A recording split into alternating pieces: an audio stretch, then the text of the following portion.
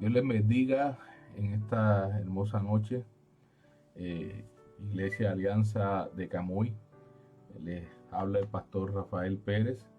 Y en la noche de hoy vamos a tener nuestro servicio de Profundiza. Quisiera comenzar en la noche de hoy con una oración. Vamos a orar. Señor, te damos gracias por el privilegio que nos das de poder predicar tu palabra, Señor. Señor, danos sabiduría y entendimiento, Señor. Señor, Espíritu Santo, habla a nuestro corazón. Que podamos, Señor, hablar lo que tú pongas en nuestros corazones, Señor. Habla a nuestras vidas, Señor. Prepara nuestros corazones, Señor. Te damos gracias, Señor, por las bendiciones que nos das día a día. Que a veces las tomamos por dadas, Señor, y realmente cada día que abrimos los ojos es una bendición. Y te pedimos que en estos momentos quizás de crisis que tenemos en nuestro país, donde hay mucha incertidumbre, mucha ansiedad, tú te reveles a nuestras vidas, Señor. Te reveles al pueblo, Señor, como la única alternativa de paz, como la única alternativa de vida. Te damos gracias, Señor, en el nombre de Jesús. Amén. Gloria a Dios. Aleluya. Qué bueno que estamos nuevamente reunidos. Vamos en la noche de hoy a continuar con el estudio de Primera de Pedro, el capítulo 3. Hemos estado en estos miércoles, tanto los diferentes pastores, el pastor Domingo, el pastor Dani, el pastor Cristian y este servidor. Hemos estado trabajando el libro de Primera de Pedro, una hermosa carta que Pedro está escribiendo a su iglesia, hace unas advertencias importantes para la vida del cristiano, y queremos continuar en la noche de hoy en esa discusión. Quisiera recordarles que mañana, antes de comenzar con la primera carta de Pedro, quisiera recordarles que mañana comienzan las clases de Ali 2 de las cartas de Pablo y los viajes y sus viajes misioneros. Va a ser a las 7:30. O sea, entiendo que se van a estar reuniendo por Zoom a las 7:30 con nuestro hermano Eber Cruz. Les recuerdo a los jóvenes que se van a reunir este viernes nuevamente como grupo, ¿verdad?, dentro de la iglesia. Y el domingo vamos a continuar con la serie de Hechos. Y también le quiero recordar que el próximo encuentro de líderes, como parte de seguimiento a la implementación de cultura de discipulado, será el sábado 26 de junio a las 10 de la mañana. Recuerden también que hay una asignación para ese día. Así que el sábado 26 de junio, los líderes deben reservar ese tiempo para estar reunidos todos en la iglesia a las 10 de la mañana y seguir compartiendo los diferentes conceptos y las diferentes estrategias que estamos aprendiendo en cuanto a la cultura de discipulado. Así que es importante que separen ese tiempo. Bien, vamos a comenzar este estudio de hoy de Primera de Pedro. Vamos a estar estudiando el capítulo 3, específicamente los versículos del 8 al 22. Capítulo 3, específicamente los versículos del 8 al 22. Y aquí en estos versículos, hay unos versículos que son un poco complicados. Para ser honesto con ustedes, los voy a estudiar con mucho temor, porque hay algunos de esos versículos que pueden ser un poco retantes, ¿verdad? Y no solo para uno, sino para muchos teólogos que los ven de diferentes puntos de vista, ¿no? Así que vamos a ir poco a poco y yo espero, ¿verdad?, poder estar bastante claro en lo que pueda explicar. Y si hay alguna duda, pues después se pueden referir, nos podemos sentar, me pueden llamar o podemos reunirnos en algún sitio y podemos hablar un poco más sobre esto. Les recuerdo que si tiene alguna petición, por favor la escriba en el chat de Facebook Live, ¿verdad? Y entonces al final también oramos por las peticiones. Bien, Pedro, discúlpeme, Pedro escribió esta carta para preparar a los cristianos para lo que él le llama el juicio ardiente de la persecución, sino que, o sea, los cristianos iban a pasar por una persecución muy fuerte, y Pedro estaba escribiendo esta carta para preparar a los cristianos. Sin embargo, su enfoque, a pesar de que realmente pues iba a enfrentar una persecución la iglesia, los cristianos, Pedro lo presenta de una forma optimista y positiva. ¿Okay? Vamos a dividir este estudio en varias secciones de estos versículos, y primero vamos a estar mirando esos versículos del 8 al 17. Recuerden, estamos en Primera de Pedro, capítulo 3. Primero vamos a estar tocando del 8 al 17, ¿verdad? Y luego vamos a tocar del 18 al 22. ¿Okay? Entonces, en estos versículos del 8 al 17, Pedro le dio 3 instrucciones que la iglesia debía seguir si experimentaban las mejores bendiciones en los peores momentos, ¿no? O sea, en estos momentos de persecución, cómo sacar lo mejor y obtener la mayor bendición del peor momento. Y entonces, Pedro da 3 instrucciones en particular. La primera que da, y lo vamos a ver en los versículos del 8 al 12.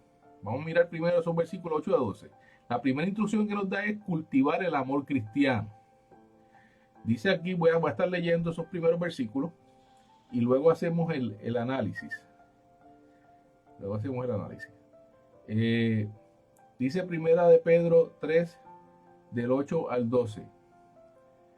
Finalmente, sed todos en un mismo sentir, compasivos, amando fraternalmente, misericordiosos, amigables, no devolviendo mal por mal, ni maldición por maldición, sino por el contrario, bendiciendo y sabiendo que fuisteis llamados para que heredaseis bendición. Porque el que quiera amar la vida y ver días buenos, refrene su lengua del mal, y sus labios no hablen engaño. Apártese del mal y haga el bien. Busque la paz y sígala, porque los ojos del Señor están sobre los justos y sus oídos atentos a sus oraciones. Pero el rostro del Señor está contra aquellos que hacen el mal. El amor, el tema del amor es un tema recurrente a través de las cartas de Pedro. No solo el amor por Dios, sino también el amor o el amor de Dios por nosotros, sino también nuestro amor por los demás.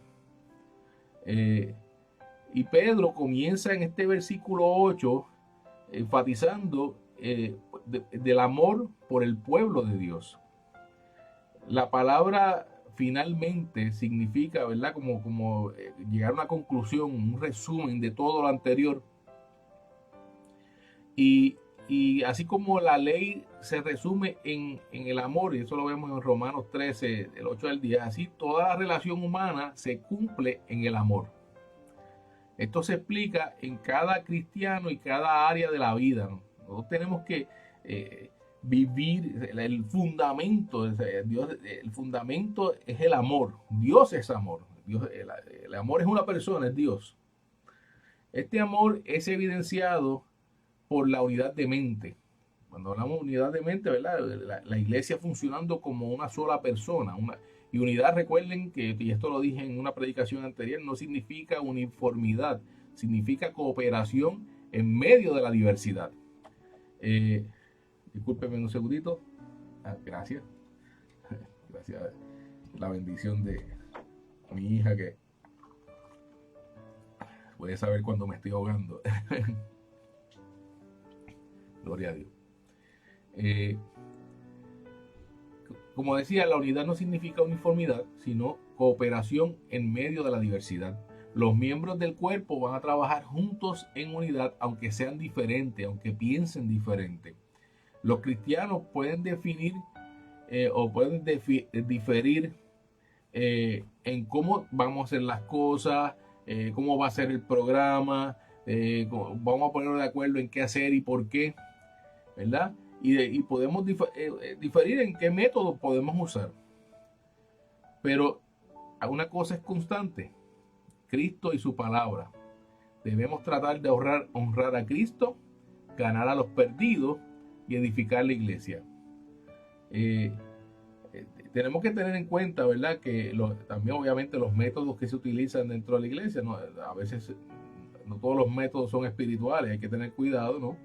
Pero sí hay mucho espacio para la variedad dentro de la iglesia, ¿no? Y la diversidad. Tenemos que aprender a apreciar la diversidad de pensamiento dentro de la iglesia, porque el Señor nos hizo así, nos hizo, ¿verdad?, para hacer un cuerpo que tenga diferentes funciones en el cuerpo. Pues unos son brazos, otros son piernas, otros son oídos, ¿verdad? Cada miembro tiene su propósito. Otra evidencia del amor es la compasión, un sincero sentimiento por y con las necesidades de los demás. Debemos compartir tanto el gozo como las pruebas. La base para esto es el hecho de que somos hermanos en la misma familia, y se nos enseña de parte de Dios el amarnos los unos a los otros. Eso también lo podemos, lo dice en muchas partes, ¿verdad? Pero también lo dice en Primera de Tesalonicenses 4:9. El amor se revela en la piedad, en la ternura de corazón, ¿verdad? Y aquí estos versículos, por ahí empezó Pedro hablando del amor, ¿no? Una ternura de corazón hacia los demás. En ese tiempo el Imperio Romano, esto no era una cualidad que fuera muy admirada, pero el mensaje cristiano cambió todo eso en esos días. Hoy en día estamos inundados de tantas malas noticias que es fácil para nosotros aislarnos y nos volvemos insensibles y volvernos insensibles, ¿verdad? Este mundo está tan corrompido, el engaño está tan campante, ¿no? Que nos podemos ver la tentación de aislarnos, de volvernos insensibles, de evitar mirar la necesidad del otro. Y la realidad es que necesitamos cultivar la compasión y mostrar activamente a los demás que estamos preocupados por ellos. Amarnos fraternalmente, misericordiosos y amigables, dice ese versículo por acá. Disculpen un segundito. En este primer versículo 8 dice: amándoos fraternalmente, misericordioso y amigable. En la versión en inglés de este versículo lo resumen la palabra cortés, ser cortés. Pero esto implica mucho más que actuar como una dama o un caballero. Esto implica ser humilde de mente, porque se trata de el fundamento de la humildad es que uno pone a los demás por frente de uno mismo, por encima de uno mismo. Uno no se ve por encima de los demás. No solo debemos amar al pueblo de Dios, sino que también debemos amar a nuestros enemigos. Y aquí lo vemos en el versículo 9. No devolviendo mal por mal, ni maldición por maldición. Por el contrario, bendiciendo y sabiendo que fuisteis llamados para que heredaseis bendición. Entonces, a la gente que Pablo le está escribiendo esta carta, estaban experimentando cierta cantidad de persecución personal, porque estaban haciendo la voluntad de Dios. Pero, yo creo que he dicho Pablo varias veces, pero es Pedro, ¿no? Pedro les advirtió que la persecución oficial estaba a la vuelta de la esquina, que ellos estaban tocando, la persecución aún estaba comenzando. Y Pedro le está advirtiendo aquí, ¿verdad?, que la persecución estaba a la vuelta de la esquina. y que era mejor que se prepararan para esa persecución. Acá en un paréntesis, la iglesia de hoy tiene que prepararse también. Si usted lee las noticias, usted lee todo lo que está pasando, y ciertamente estos tiempos se están poniendo, están difíciles y se van a poner más difíciles. Y vemos cómo se está atacando el mensaje del Señor, se está atacando a la iglesia, y tenemos que prepararnos. De la misma forma que Pedro le exhorta a los cristianos de ese momento para que se preparen porque lo que venía era fuerte, de la misma forma yo creo que el Señor nos advierte que también nosotros estemos preparados porque los tiempos que se aproximan van a ser tiempos difíciles. Como cristianos podemos vivir en uno de tres niveles. Aquí lo dice en el versículo 9, uno de ellos, ¿no? Podemos devolver mal por bien. Y este es un nivel, esto es a nivel satánico, ¿no? ¿Sabes? A mí me hacen bien, yo devuelvo mal. Podemos devolver bien por bien o mal por mal. Y esto lo podemos llamar nivel humano. Porque la mentalidad humana dice, pues si me hacen bien, yo hago bien. Si me hacen mal, yo hago mal. Pero el Señor nos llama a ir mucho más allá de esto. Y entonces está el nivel de poder devolver bien por mal. Y ya esto es un nivel divino. Y esto es un nivel divino, pero no imposible para nosotros. Bueno, es imposible para nosotros humanamente. Pero a través del Señor y lo que el Señor hace en nosotros es que realmente nosotros podemos devolver bien con mal. Es el Espíritu Santo obrando en nuestras vidas. Es la transformación que hace el Señor que nos permite poder devolver el bien por el mal. Jesús es el ejemplo perfecto, ¿no? de este enfoque. Y como hijos amorosos de Dios debemos hacer mucho más del ojo por ojo y diente por diente, que es la base de la justicia, ¿verdad?, humana. Debemos operar sobre la base de la misericordia, porque esta es la forma en que Dios nos trata a nosotros. Esta es la forma en que Dios nos trata a nosotros. Entonces,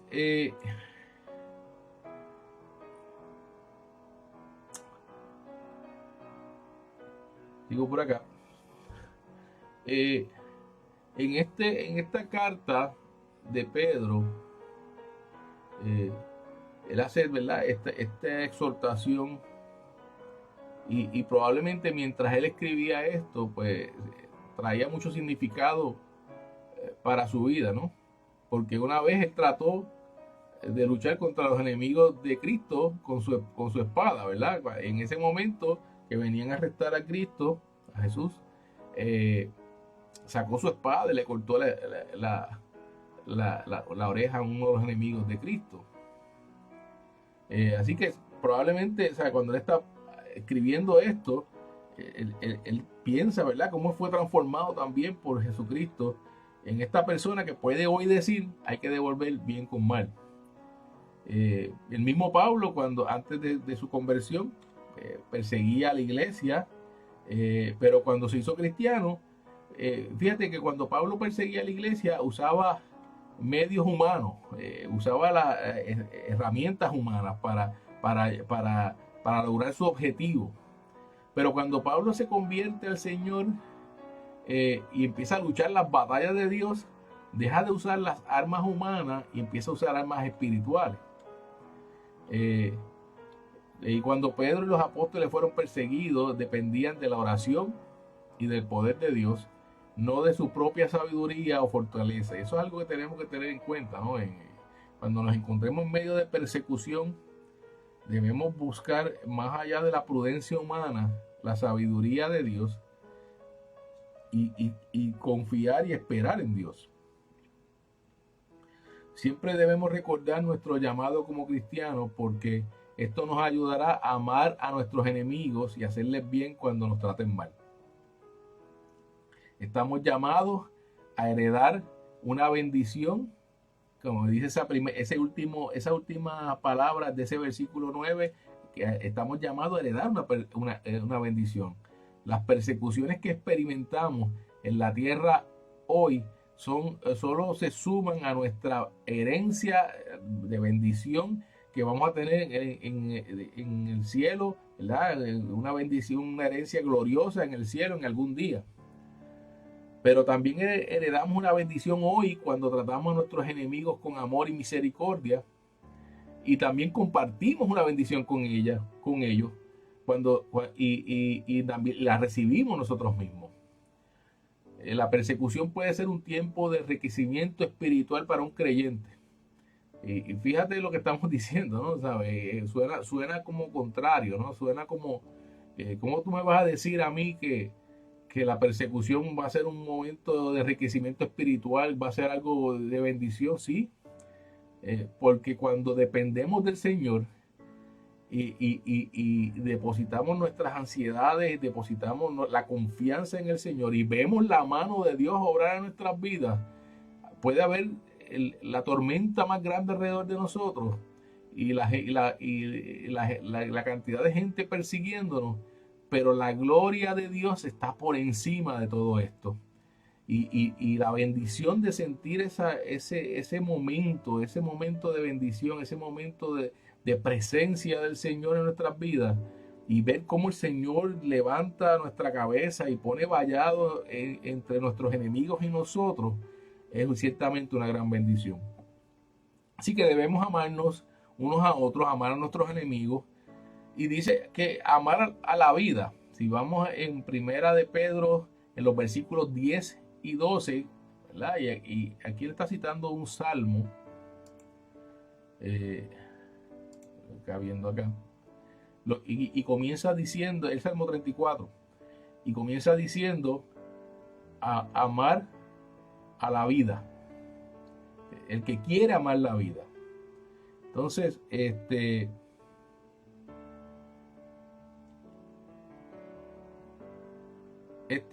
acto, ¿verdad? En primer lugar, ¿verdad? Cuando decimos esto de amar la vida, fíjate que dice el que quiere amar la vida, es como si fuera una decisión, es un acto de voluntad, el que quiere amar la vida, porque hay quien no la quiere amar, ¿verdad? Y cuando Pedro está exaltando o relatando este salmo, ¿verdad? Como parte de su discurso aquí, se refiere a esto, ¿verdad? Como una actitud de fe, de buscar ver lo mejor en cada situación. Fíjate que es lo contrario de una actitud pesimista o la actitud pesimista expresada en Eclesiastés, cuando en Eclesiastés 2:17 decía, por lo tanto odiaba la vida, y terminaba diciendo, porque todo es vanidad y aflicción de espíritu. Entonces es un contraste, ¿no? Podemos decidir soportar la vida y convertirla en una carga. Podemos decidir escapar de la vida como si estuviéramos huyendo de una batalla. O podemos decidir disfrutar de la vida porque sabemos que Dios está siempre en control. Entonces, cuando podemos internalizar que Dios está en control, la vida la veo diferente. Las situaciones las veo diferentes. Porque yo sé que no importa lo que está pasando alrededor mío, Dios está en control y Dios quiere lo mejor para nosotros. Pedro no estaba sugiriendo algún tipo de gimnasia psicológica y real de negación, que te negaras a afrontar lo que está pasando alrededor tuyo. Más bien nos está instando adoptar un enfoque positivo de la vida y por la fe aprovechar al máximo cada situación, sabiendo que Dios está en control. ¿Okay? En segundo lugar, en estos versículos del 10 al 12, debemos contrastar, ¿verdad? Dice que debemos controlar nuestra lengua. Muchos de los problemas de la vida son causados por las palabras negativas pronunciadas por un espíritu equivocado, ¿no? Todo cristiano debe leer Santiago 3 regularmente y orar el Salmo 141:3 diariamente, ¿verdad? Y Pedro, fíjate quién lo está diciendo, Pedro que una de las debilidades de Pedro en algún momento era que disparaba rápido, como decimos acá en Puerto Rico, disparaba rápido de la baqueta, ¿verdad? O hablaba demasiado rápido sin pensar, era demasiado apresurado. Y una de las cosas que tenemos que entender es que no hay lugar para las mentiras en la vida de un santo, ¿no?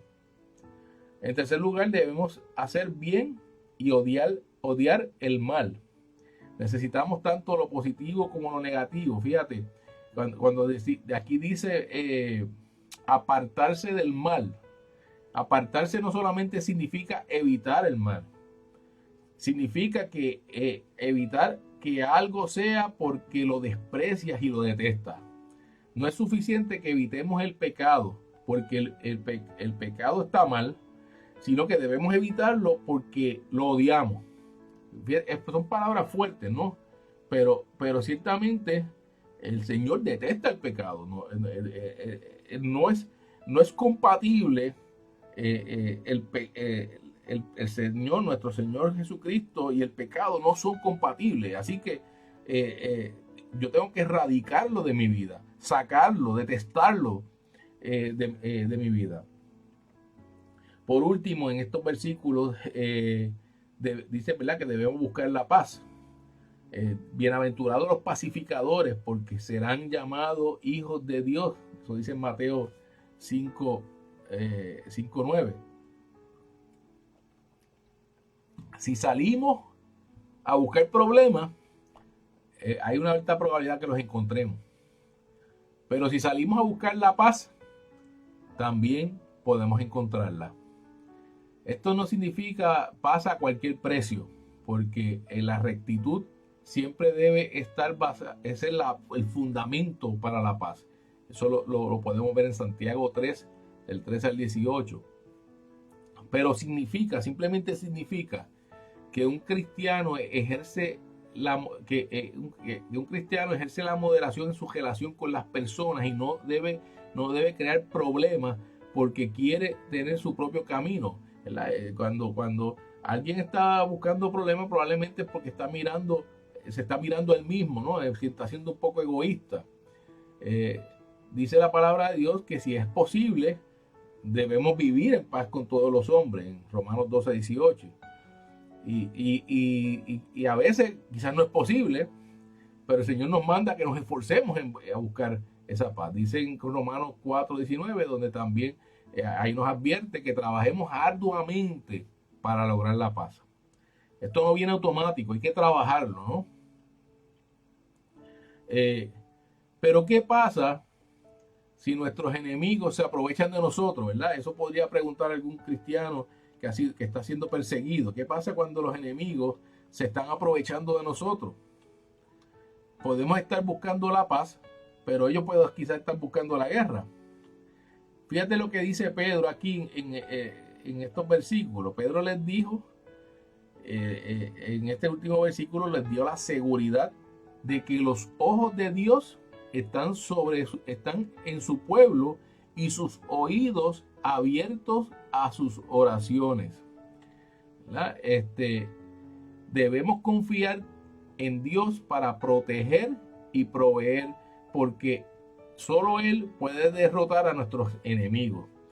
Mira lo que dice, ¿verdad? Esa última línea, esa última afirmación en ese versículo 12, ¿no? O sea, los ojos del Señor están sobre los justos y los oídos atentos a sus oraciones, pero el rostro del Señor está contra aquellos que hacen el mal. Y aquí viene la dependencia del Señor. Yo puedo estar sintiendo que pues, se están aprovechando de mí, pero la justicia le pertenece al Señor. El Señor es justicia. Y yo debo confiar en que el Señor se va a encargar de hacer justicia, se va a encargar de mis enemigos, y yo voy a hacer lo que me corresponde. Lo que me corresponde es buscar hacer el bien, incluyendo a mis enemigos. Estos versículos del 10 al 11 es una cita que está haciendo Pedro del Salmo 34, los versículos 12 al 15 del Salmo 34. Y pues, si tiene la oportunidad, léalo completo. Y describe, ¿verdad? Describe lo que Dios quiere decir con los días buenos. No son días necesariamente libres de problemas, porque el salmista escribió en este mismo salmo, escribe sobre temores, sobre problemas, sobre aflicciones, incluso escribe sobre un corazón roto. Un buen día para el creyente que ama la vida no es uno en el que uno está mimado, protegido, sino que es el día en que uno experimenta la ayuda y la bendición de Dios debido a los problemas y pruebas de nuestras vidas. O sea, en medio de los problemas y pruebas de nuestras vidas estamos experimentando la bendición, estamos experimentando la cobertura del Señor. Es un día en el que el Señor se magnifica y uno experimenta las respuestas a las oraciones, saborea la bondad de Dios y se siente cerca de Dios. Así que la próxima vez que pienses que estás teniendo un mal día y que odias la vida, léete el Salmo 34 y vas a descubrir cuál es la definición de un buen día para la gloria de Dios. Entonces, en los versículos del 13 al 15, estábamos hablando, ¿verdad? Hablamos acá de esos primeros versículos y cómo la primera instrucción que nos da aquí Pedro es cultivar el amor cristiano, y la segunda instrucción tiene que ver con practicar el señorío de Cristo en nuestras vidas, ¿no? Vamos a leer del versículo 13 al versículo 15. ¿Y quién es aquel que os podrá hacer daño si vosotros seguís el bien? Más bien, si alguna cosa padecéis por causa de la justicia, bienaventurados sois.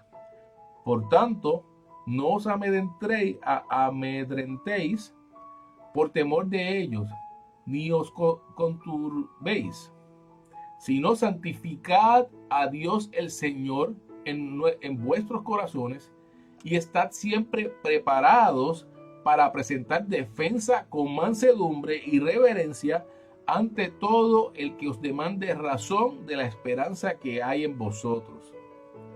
Son los versículos de 13 al 15, ¿no? En estos versículos se presenta la gracia de Dios en el sufrimiento, ¿no?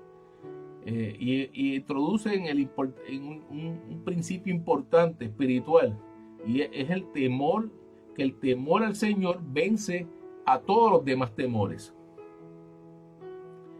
Pedro en cierta forma está citando a Isaías 8 en lo que está diciendo aquí, ¿verdad? Cuando refrasea para santificar a Dios el Señor en vuestros corazones. Como cristianos nos enfrentamos a crisis y estamos tentados a ceder a nuestros miedos y tomar decisiones equivocadas.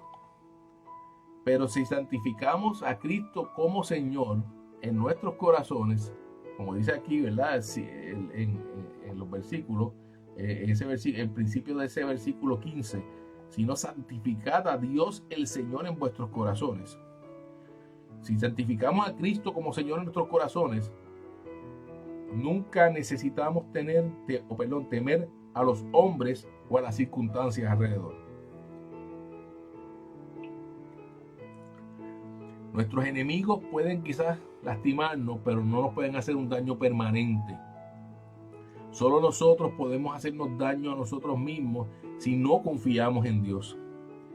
En términos generales, la gente no se opone a nosotros si hacemos el bien, pero incluso si lo hacen, es mejor sufrir por causa de la justicia que comprometer nuestro testimonio. En lugar de experimentar temor al enfrentar al enemigo, podemos experimentar la bendición de tener al Señor de nuestra parte si Jesucristo, nuestro Señor, está en nuestros corazones. La palabra bienaventurado que hace referencia aquí Pedro en ese versículo 14 es la misma palabra bienaventurado que se usa en Mateo 5:10. Esta es la parte, ¿verdad?, que en el primer capítulo de Primera de Pedro lo describe como el gozo inefable y glorioso. Cuando Jesucristo es el Señor de nuestras vidas, cada crisis se convierte en una oportunidad para el testimonio, para poder dar testimonio. tenemos que estar siempre listos para dar respuestas, dar una respuesta. Y aquí vamos a entrar un poco en lo que dice aquí este versículo.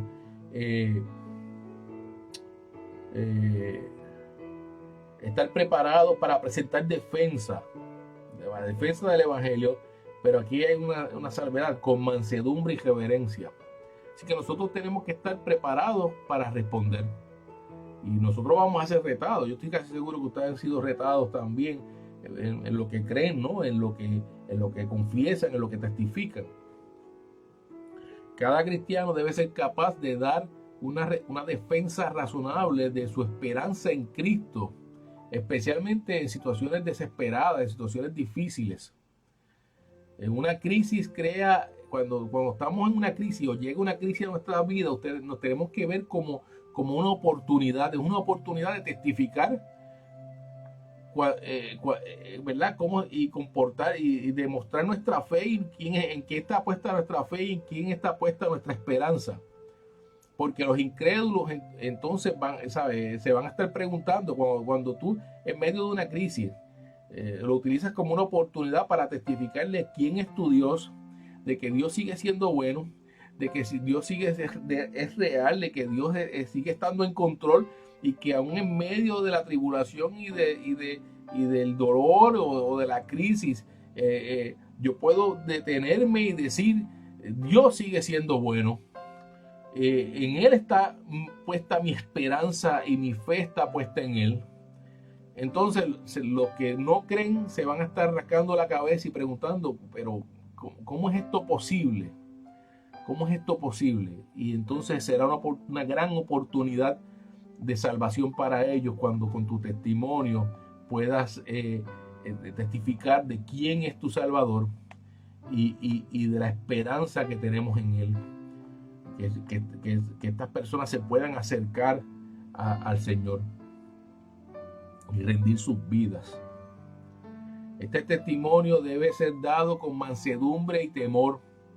Fíjate, dice aquí mansedumbre y reverencia, no con arrogancia y actitud de saberlo todo.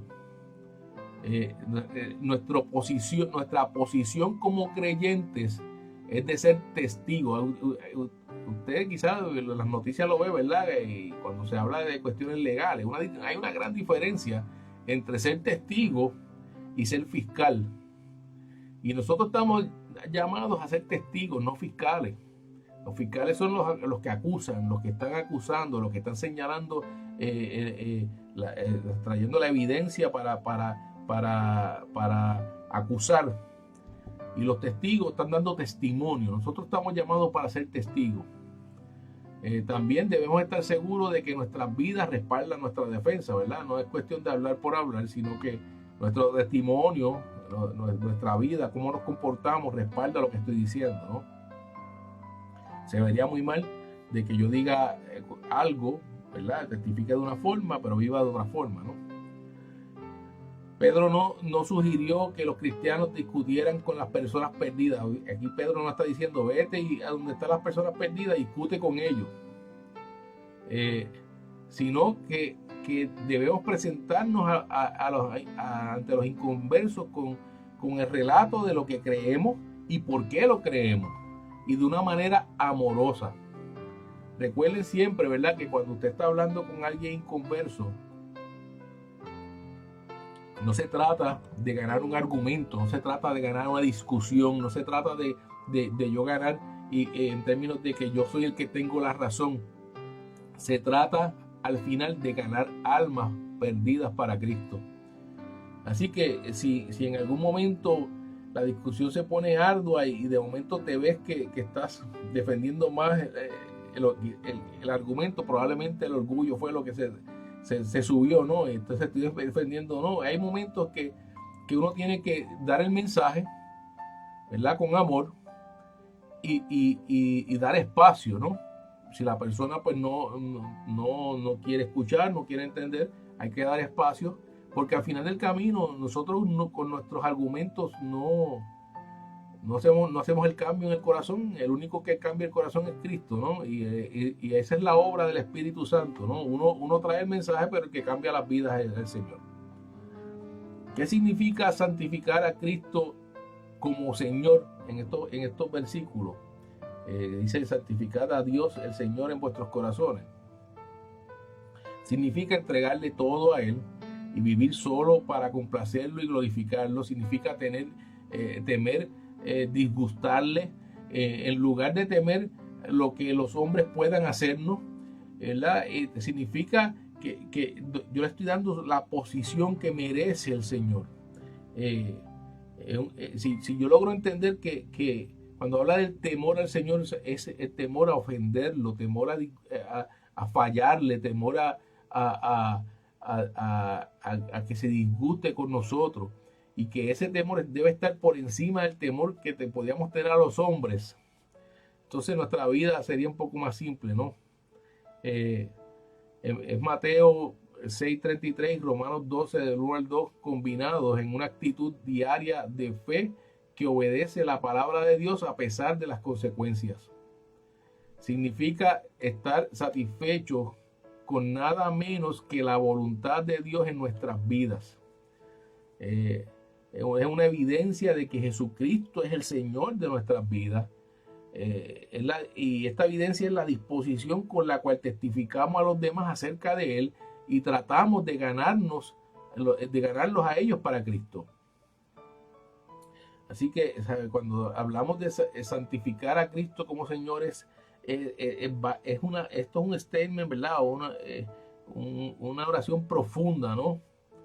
Yo debo que no solamente decir de boca que Cristo es mi Señor, sino vivirlo y permitir que Él sea el que obre en mi vida. Entonces, ya como tercera instrucción, en estos versículos Pedro nos dice que mantengamos una buena conciencia. Estamos en los versículos 16 y 17. Y dice acá el versículo 16: teniendo buena conciencia, para que en lo que murmuran de vosotros como de malhechores, sean avergonzados los que calumnian vuestra buena conducta en Cristo. Porque mejor es que padezcáis haciendo el bien, si la voluntad de Dios así lo quiere, que haciendo el mal. Entonces, aquí en la palabra conciencia, y esto lo dijo el pastor Domingo en algunas predicaciones anteriores, estaba definiendo la palabra conciencia, ¿no? Se separa lo que es el con y el sío, ¿no? El sío viene de la ciencia, ¿verdad? Viene del saber,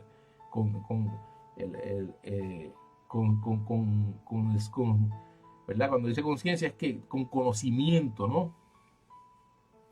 La conciencia es el juez interno que nos prueba y nos permite saber ya sea aprobando nuestras acciones o acusándonos.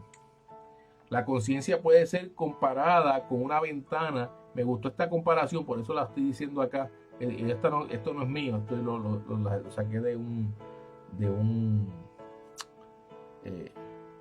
libro que tengo acá. La conciencia puede ser comparada con una ventana que deja entrar la luz de la verdad de Dios. Si persistimos en desobedecer, la ventana se vuelve cada vez más sucia hasta que la luz no puede entrar. Y esto conduce a una conciencia contaminada, como lo dice Tito en versículo 1, capítulo 1, versículo 15. Cuando ya estamos hablando de una conciencia cauterizada, es aquella que ha pecado tanto en contra de Dios que ya no es sensible a lo que está bien o está mal. Eso como lo presenta Primera de Timoteo 4:2. Incluso es posible que la conciencia esté tan envenenada que aprueba las cosas que son malas y acusa cuando las personas hacen el bien. Y esto la palabra le llama una conciencia malvada en Hebreos 10:22. Entonces vemos que si yo permito, ¿verdad?, que esa ventana se vaya ensuciando, la luz que pasa a través de ella, que estoy usándolo de forma de analogía, ¿verdad?, o metáfora, o con una comparación, ¿no?, que la luz que está entrando a través de la ventana se deje de entrar, está entorpeciendo que la luz llegue, ¿verdad? La conciencia depende del conocimiento. que es la luz que entra por la ventana, ¿no? A medida que un creyente estudia la palabra, entiende mejor la voluntad de Dios y su conciencia se vuelve más sensible al bien y más sensible también al mal, ¿no? Una buena conciencia es aquella que acusa cuando pensamos o hacemos el mal y aprueba cuando hacemos lo correcto. Se necesita hacer un ejercicio para mantener esta conciencia, la conciencia fuerte y pura, como dice Hechos 24:16. Si no crecemos en conocimiento espiritual y obediencia, tenemos una conciencia débil que es molestada muy fácilmente, ¿no? por las cosas vanas, ¿no? Y las cosas vanas empiezan a interferir con ella. ¿Cómo ayuda una buena conciencia a un creyente en tiempos de prueba y oposición? Por un lado, lo fortalece con valentía, nos da valentía, porque sabemos que yo estoy haciendo lo correcto, que estoy haciendo lo que Dios quiere en mi vida y que estoy en una posición donde estoy bien con Dios y con los hombres. Entonces, cuando me da fortaleza, también me da valentía, y entonces no tengo por qué temer. El temor ante las cosas que están alrededor, las circunstancias, se desvanece porque yo sé conscientemente que estamos haciendo lo que el Señor nos ha dicho que hagamos, ¿no? Una buena conciencia también nos da paz en nuestros corazones, y cuando tenemos paz interior podemos enfrentar las batallas de afuera. La inquietud de una conciencia incómoda, ¿verdad? O una conciencia que no está limpia, divide el corazón y drena la fuerza de la persona, de modo que es incapaz de funcionar en su mejor momento. Yo, ¿verdad? No sé, ¿verdad? Si usted ha tenido un momento como ese. Todos hemos tenido momentos como ese, donde uno sabe conscientemente que le ha fallado al Señor. Yo lo he tenido. Uno sabe que conscientemente le ha fallado al Señor, y esa carga en la mente divide el corazón. Uno no sabe hacia dónde caminar, no se siente, ¿verdad? Deprimido, sin fuerza. Eso nos consume por dentro, y entonces pues definitivamente no vamos a estar en nuestro mejor momento. Va a ser difícil testificar de Cristo si la conciencia está en contra de nosotros, recordándonos lo malo que hemos hecho. Una buena conciencia nos quita el miedo a lo que las otras personas pueden saber de nosotros, decir contra nosotros o hacernos. Cuando Cristo es el Señor y tememos solo a Dios, no necesitamos temer las amenazas, opiniones o acciones de nuestros enemigos. El Señor está de mi lado, no temeré. ¿Qué puede hacerme el hombre? Como dice el Salmo 118, en el versículo 6. Fue este asunto, ¿verdad? Quizás la parte en que Pedro fracasó cuando negó al Señor, cuando se temió a los enemigos del Señor y lo negó. Y ahora la conciencia, cuando estamos hablando de la conciencia, esa es la guía segura. Es una guía segura solo cuando la palabra de Dios es nuestro maestro, ¿verdad? Y quiero hacer subrayar esto, porque si mi guía, si mi norte, si lo que llena mi corazón no es la palabra de Dios y son otras cosas, pues mi entendimiento de lo que es bien, de lo que es el bien y el mal, va a ser diferente, ¿no? Y la conciencia se va a comportar de otra forma. Porque se va a dejar llevar por los parámetros establecidos en lo que yo estoy prestando atención. Ahora, realmente es una guía segura cuando mi mente y mi corazón están enfocados en la palabra de Dios, están enfocados en Cristo, y entonces es que mi conciencia se vuelve una herramienta útil porque está alineada con lo que es la palabra, ¿no? Huele que la conciencia puede ir en otra dirección, en dirección contraria a la palabra, porque yo puedo estar ensuciando la ventana, como decía ahorita, hasta que ya no siento ni lo que es bien o mal, ya digo lo que yo antes creía que era malo, ahora creo que es bueno y lo justifico y me convenzo a mí mismo de eso. Ahora, solamente cuando está alineada con la palabra de Dios es que ¿verdad? Es una guía segura. Cada vez más los cristianos en la sociedad actual van a ser acusados y calumniados. Nuestras normas personales no son las del mundo inconverso, ¿no? Como regla general, los cristianos no crean problemas, sino que los revelan. Cuando digo que los revelan es que el Señor nos llamó a ser luz en medio de las tinieblas, ¿no? Así que cuando alguien se convierte al Señor y vuelve a su oficina de trabajo o va a la universidad, en poco tiempo va a encontrar problemas porque se va a empezar en ese proceso de transformación de su vida. Va a empezar a brillar y va a empezar a descubrir lo oscuro del mundo que le rodea, y probablemente hay gente que no le gusta que le digan que están mal. Se va a revelar las obras infructuosas de las tinieblas. Si queremos mantener una buena conciencia, debemos lidiar con el pecado en nuestras vidas, confesarlo inmediatamente. Debemos mantener la ventana limpia. También debemos pasar tiempo en la palabra de Dios y dejar entrar la luz. Una conciencia fuerte es el resultado de la obediencia basada en el conocimiento, y una conciencia fuerte hace un fuerte testimonio cristiano al perdido, ¿verdad? También nos da fuerza en tiempos de persecución y dificultad. Ningún cristiano debería sufrir a causa de la maldad, y ningún cristiano debería sorprenderse si sufre por hacer el bien. Nuestro mundo está tan mezclado que la gente llama al mal como bien y al bien como mal, y pone la oscuridad por luz y la luz por tinieblas. Los líderes religiosos de los días de Jesucristo llamaron malhechor a nuestro Señor, y qué equivocados estaban. Y ustedes saben, ¿verdad? Ustedes ven noticias y ven lo que está pasando alrededor. Hoy día, esto es lo que está pasando hoy día. Se le está llamando bien al mal, mal al bien. Y nosotros tenemos que estar seguros de dónde estamos parados. A medida que llegan tiempos de dificultad a la iglesia, debemos cultivar el amor cristiano, porque necesitaremos la ayuda y el aliento de los demás como nunca antes.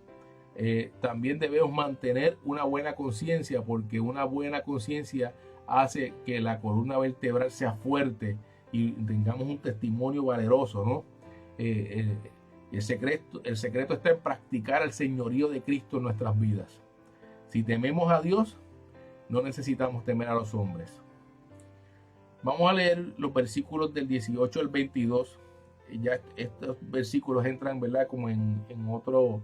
Es Pedro reafirmando, ¿verdad?, su mensaje, pero es como si fuera otra sección, ¿no?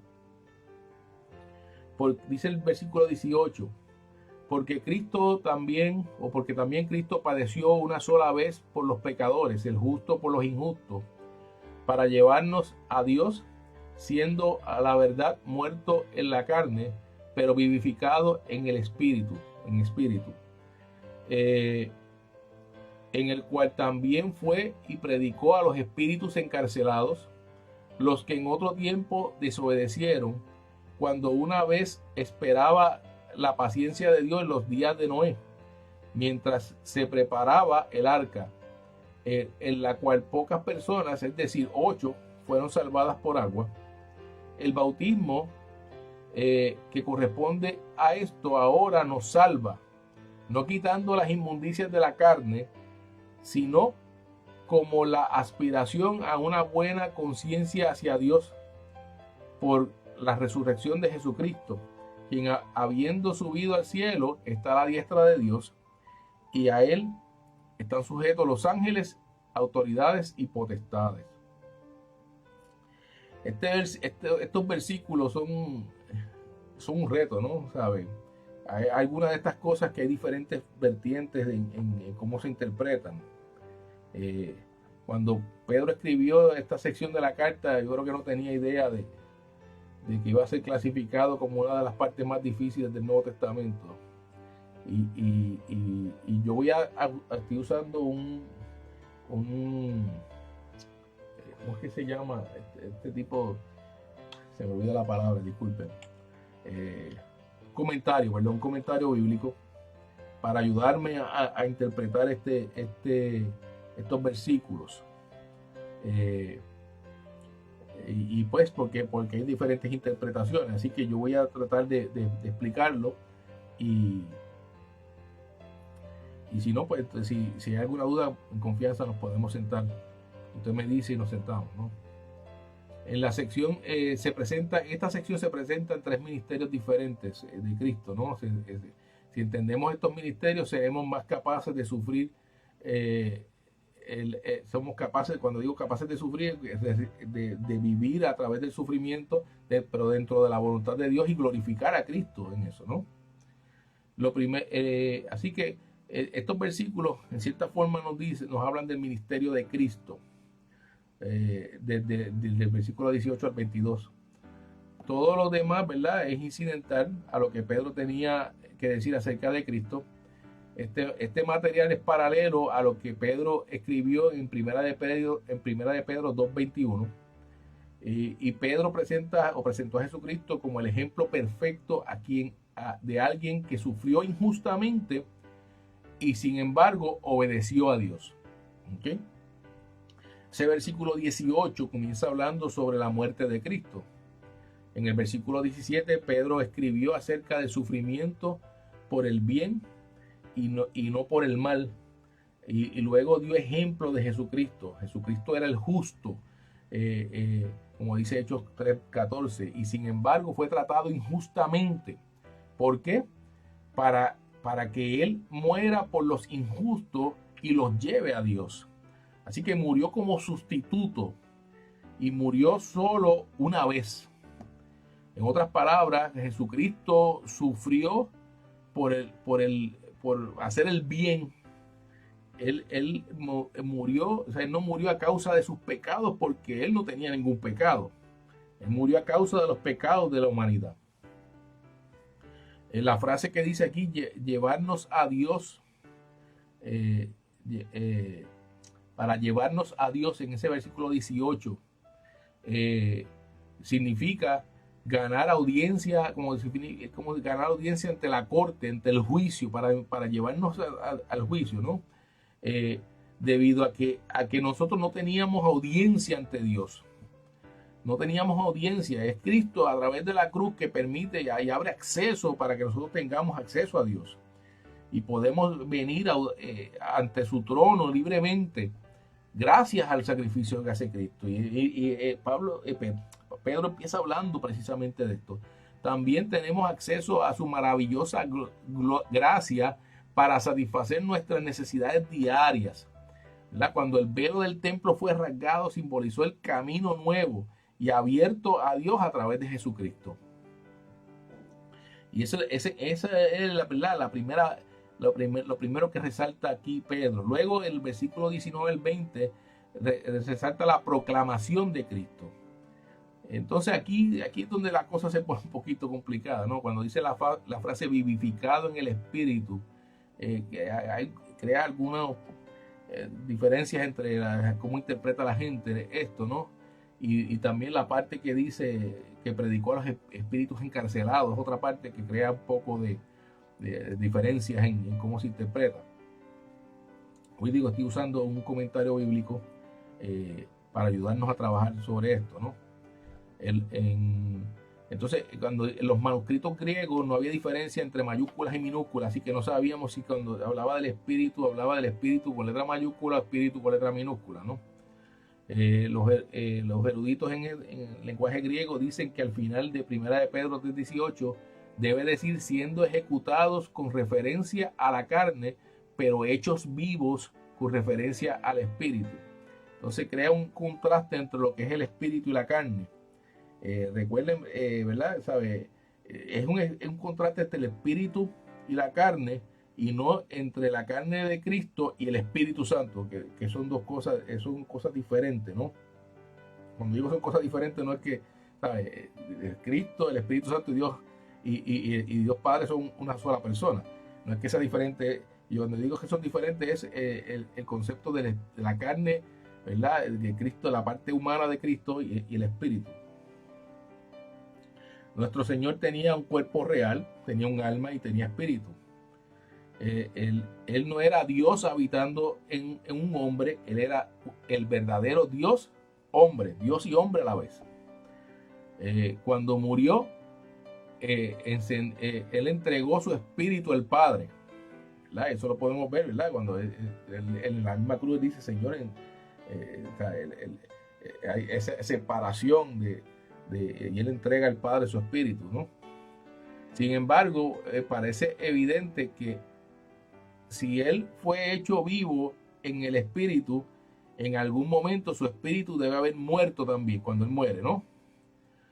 Fue probablemente, ¿verdad? Cuando él llevó el pecado de todos nosotros, ¿verdad? Y fue en cierto momento abandonado por el Padre, por esa separación del pecado de la humanidad. Entonces la frase con referencia al espíritu, ¿verdad? Ese espíritu como tal tiene que ver con esa separación del cuerpo. Así que en la cruz nuestro Señor sufrió y murió. Su cuerpo fue puesto a muerte y su espíritu murió cuando fue hecho pecado. Pero su espíritu fue hecho vivo y él lo entregó al Padre, ¿no? Después de haberlo entregado al Padre, ¿verdad? Dice aquí, según Pedro, en algún momento entre su muerte y la resurrección, Jesús hizo una proclamación especial a los espíritus en prisión. Y entonces aquí este es otro asunto que también tiene diferentes interpretaciones. Porque algunas preguntan, bueno, ¿cuáles son estos espíritus que visitó y que les proclamó? Algunos dicen que estos espíritus en prisión eran como espíritus de los pecadores perdidos en el infierno, a quienes Jesús trajo las buenas nuevas de salvación. Pero esto no cuadra, ¿verdad? Con el resto de lo que dice la palabra, ¿no? Así que no es algo que se sostenga. Y pues aquí pues también habla que estos espíritus tienen que ver con algo que de los tiempos de Noé. Fíjate que dice que tiene que ver con aquellos espíritus los que en otro tiempo desobedecieron, cuando una vez esperaba la paciencia de Dios en los días de Noé. Así que yo no voy a entrar mucho en detalle en esta parte, ¿verdad? Porque ciertamente hay diferentes opiniones, y yo quiero enfocarme en sí en lo que Pedro está tratando de mostrar en términos de la aplicación y de la exhortación que está diciendo acá, ¿no?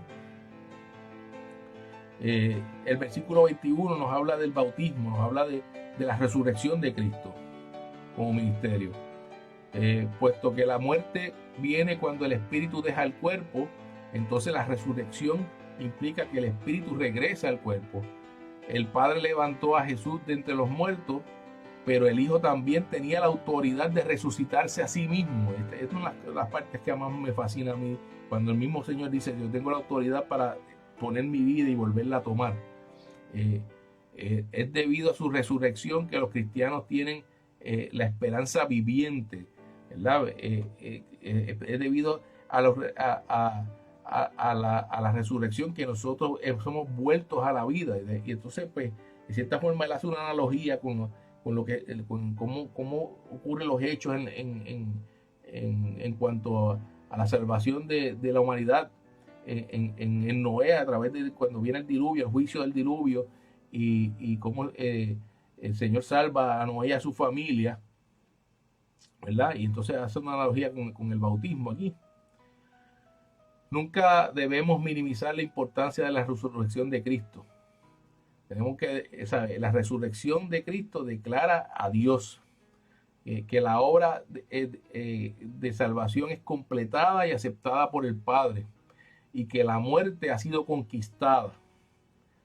El mensaje del Evangelio incluye la resurrección porque un Salvador muerto no puede salvar a nadie. Es Cristo resucitado quien da el poder que necesitamos diariamente para la vida y el servicio. Y está el detalle de la ascensión de Cristo en el versículo 22. 40 días después de su resurrección, nuestro Señor asciende al cielo para sentarse a la diestra del Padre en un lugar de exaltación. Los creyentes están, y los creyentes los que han muerto en Él están sentados con Él en los cielos. Y por medio de Él somos capaces de reinar en la vida. Él está ministrando a la iglesia como sumo sacerdote y abogado. Él está preparando su lugar para su pueblo y un día vendrá para recibirlo para sí mismo. El punto principal que Pedro quería enfatizar era la victoria completa de Cristo sobre todos los ángeles, autoridades y poderes, refiriéndose a las malvadas huestes de Satanás, como el Señor venció a las huestes de Satanás. Y aquí dice, ¿verdad? O sea, los ángeles no caídos siempre estuvieron sujetos a Él. Como cristianos no luchamos por la victoria, sino desde la victoria poderosa de que nuestro Señor Jesucristo ganó para nosotros con su muerte, resurrección y ascensión. Nosotros tenemos que estar bien claros en este mensaje. Usted no puede caminar por la vida con la cabeza mirando al piso como derrotado. Usted tiene que entender que el Señor le dio la victoria en su muerte, resurrección y ascensión. Y Él está abogando por usted y por mí delante del Padre. Y Él ha abierto camino para nosotros y está preparando moradas para nosotros. El amor del Señor por esta humanidad ha sido una cosa extraordinaria. Y si usted no ha conocido a Cristo como su Salvador, esta noche yo le presento al que puede cambiar su vida, pero no solamente su vida en esta vida, sino en la vida eterna. Gloria a Dios. Y quisiera, antes de concluir, hablar un poco, ¿verdad?, sobre las lecciones que Pedro, resumiendo un poco las lecciones que Pedro estaba compartiendo con los lectores. Pedro en estos pasajes nos está tratando de dar un mensaje, una lección, ¿verdad?, para prepararnos, para que usted sepa dónde está parado, para que usted sepa en quién usted ha creído, para que usted sepa que está en victoria. En primer lugar, los cristianos deben esperar oposición. Usted sabe, si usted es cristiano, si usted es creyente, debe saber que va a tener oposición. A medida que se acerca la venida de Cristo, nuestro bienestar va a incitar la ira y los ataques de las personas que no han creído, las personas impías. Jesús vivió una vida perfecta en la tierra y sin embargo fue crucificado como un delincuente común. Si el justo que no peca fue tratado cruelmente, si nuestro Señor Jesucristo, que no pecó, que era el justo por los injustos, ¿no?, fue tratado cruelmente, ¿qué derecho tenemos nosotros, seres imperfectos, a escapar del sufrimiento? Sin embargo, debemos tener cuidado de que cuando estamos en medio de este sufrimiento y estamos haciéndolo por la justicia de nuestro Señor, debemos tener cuidado de desobedecer el llamado que el Señor ha puesto en nuestras vidas. Nosotros tenemos que estar enfocados, ¿no?, en que sabemos que vamos a sufrir, sabemos que vamos a ser perseguidos, pero nuestro Señor va al frente de nosotros abriendo camino. Él ya ganó una victoria para nosotros. Como segunda lección, es que los cristianos deben servir a Dios por fe constantemente, ¿verdad? Y se utiliza la historia de Noé. El Señor hace referencia en varias ocasiones a Noé como uno de los hombres de fe, de los patriarcas de fe. Noé sirvió a Dios y lo guardó, y guardó solo a 7 personas del diluvio. Fíjate lo que estamos diciendo aquí. Yo debo servir al Señor por la fe, pero yo no debo medir mi victoria o las victorias mías por necesariamente por los resultados humanos que yo pueda ver. Si fuera por eso, pudiéramos decir que Noé fracasó en su trabajo, porque de toda una humanidad solamente pudo persuadir a 7 personas que se montaran en el arca. Sin embargo, Dios lo honró. De esas 7 personas, ¿verdad? Se vuelve y nace la humanidad, ¿no? Jesús parecía un fracasado total cuando murió en la cruz. Sin embargo, su muerte fue una victoria suprema. Su causa hoy puede parecer una falla, ¿verdad? Puede parecer que no está alcanzando nada, pero Él cumplirá sus propósitos en este mundo. Y con esto le digo, el Señor te manda a hacer algo, ¿no? Nos manda a predicar, nos manda a compartir el mensaje.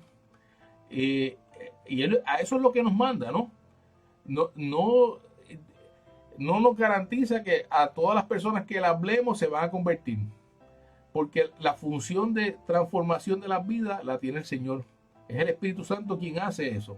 Y quizás yo le hablo hoy a una persona y no me hace caso, pero de aquí a 20 años se convierte en otro sitio y gloria a Dios por eso. Así que el trabajo, yo no debo medir mis resultados, ¿verdad? Por lo que yo pueda ver tangiblemente, sino yo mido mis resultados por la obediencia que uno tiene con respecto a las cosas que el Señor manda a hacer a uno. ¿Okay? Si el Señor te manda a predicar, predica. Si el Señor te manda a servir, sirve. Si el Señor te manda a testificar, testifica. Y lo demás se encarga Él. Tercero, podemos ser alentados porque estamos identificados con la victoria de Cristo, ¿verdad? Y esto se representa en el bautismo, ¿verdad? El bautismo del Espíritu. Aquí Pedro hizo una diferencia, ¿verdad? Él resalta la importancia del bautismo y como el símbolo de ese nuevo nacimiento, es el testimonio, es la prueba visible del cambio en nuestras vidas. ¿Okay? Y el Espíritu Santo viene a morar del bautismo del Espíritu Santo, identifica a un creyente con Cristo, ¿no? La oposición de los hombres es energizada por Satanás y Cristo ya ha derrotado a estos principados y poderes. Él tiene toda autoridad en el cielo y en la tierra, y allí podemos vivir confiados y en victoria. Otra lección importante es que nos identifica con el bautismo, nos identifica con Cristo y da testimonio de lo que hemos roto con la vieja vida. No debemos tomar en poco el bautismo y que por su ayuda viviremos. O sea, cuando yo me bautismo, estoy diciendo que voy a vivir una nueva vida y que voy a vivir agarrado de Él, que voy a vivir dependiendo de Él. Es un acto donde uno, es como si fuera un acto de promesa a Dios, de que vamos a obedecerle, de que yo estoy cambiando mi vida, estoy naciendo de nuevo. Tomar el bautismo a la ligera es pecar contra Dios. Algunas personas hacen demasiado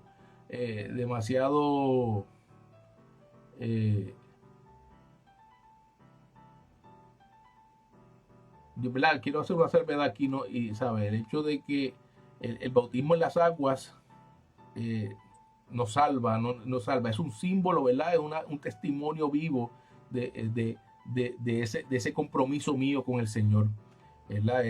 El bautismo del Espíritu Santo, cuando el Señor viene a morar en nosotros, el que permite esa conexión con el Señor. Bien. Y ciertamente, ¿verdad? Estos son pasajes poderosos, ¿no? y ciertamente pues nos ayudan a caminar confiados en victoria, sabiendo que aunque venga la oposición, el Señor camina con nosotros, sabiendo que el Señor abre camino y ciertamente nos dan esperanza, nos dan esperanza. Vamos a orar. Vamos a verificar antes de orar para despedirnos. Vamos a verificar algunas de las, si hay peticiones. Tengo aquí oración, hacer anotación de ellas.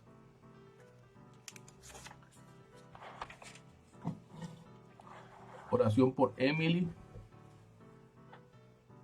por salud.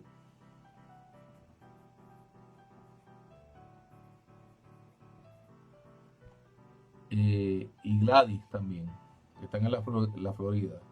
Esta es nuestra hermana Mercedes. Vamos a ver por acá.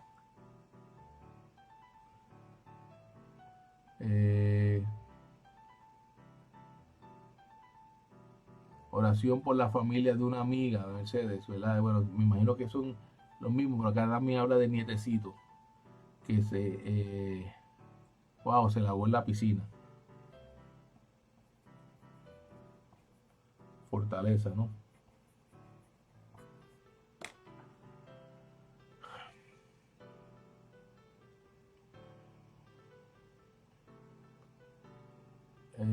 Madeline está pidiendo oración por su nieto que está hospitalizado con micoplasma.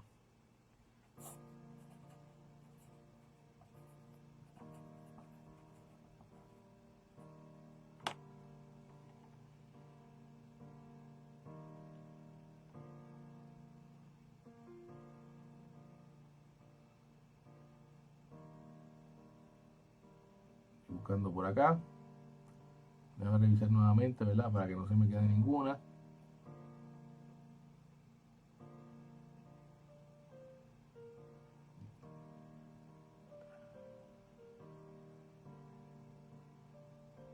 Yo quiero también orar por una ex compañera de trabajo mío que en el día del lunes perdió a su esposo. Por fortaleza para ella. Tengo aquí Elizabeth. Hay varias peticiones. Elizabeth por salud.